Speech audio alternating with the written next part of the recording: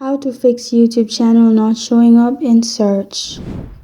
Hi everyone, it's Sophia to assist you today without any delay. Let's jump right in.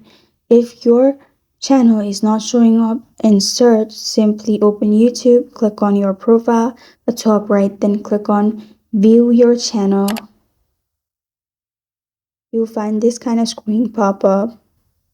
Click on customize channel, which is beside manage video. And here you'll find this kind of screen pop up.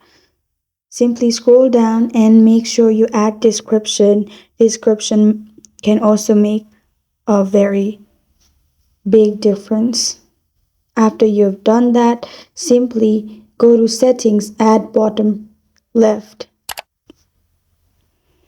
Then you'll find this kind of screen pop up. Click on channels, select country of your residence, and then add keywords related to your channel. If it's tutorial channel, simply add tutorial. And in this way, you can fix YouTube channel not showing up in search.